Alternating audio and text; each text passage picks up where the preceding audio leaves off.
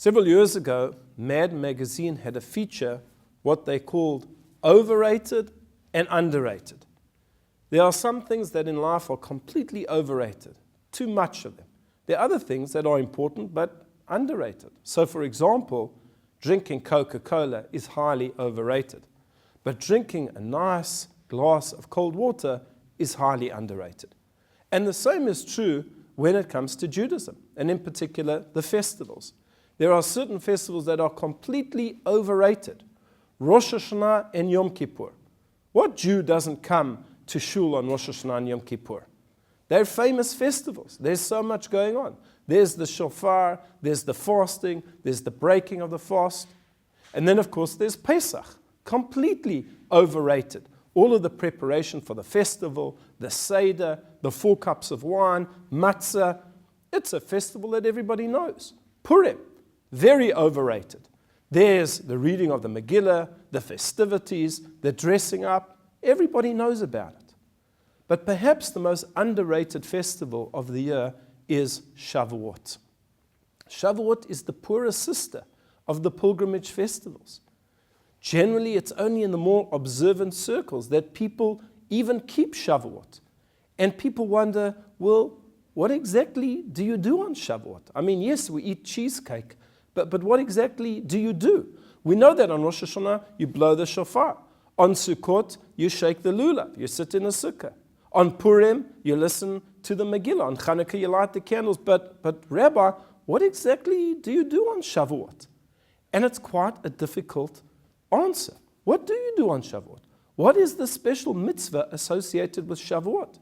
And true, in the temple, there were certain offerings that were unique to Shavuot, but of course, we don't have the temple. So what is it about Shavuot? And maybe that's the problem. Because there's no real symbol to Shavuot, people can't get a grip on it.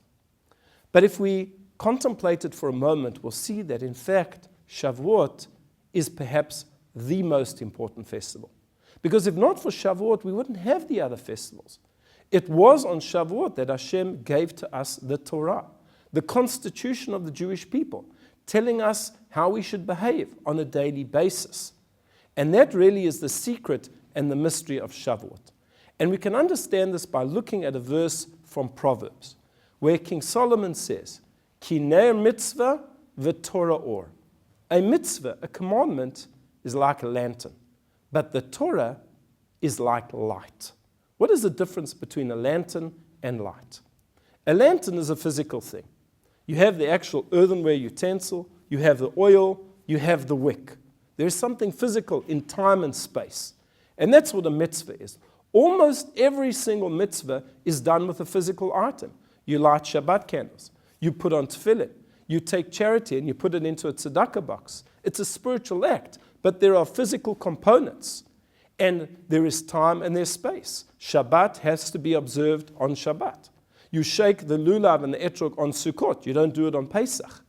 There are limitations to every mitzvah, regardless of how great they may be. But then we look at the Torah, and the Torah is just or. It's just light. It's not connected to any lantern. It's not connected to time, and it's not connected to space.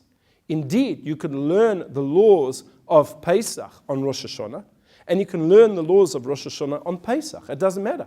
Either way, you are performing a mitzvah. Torah is above space and above time.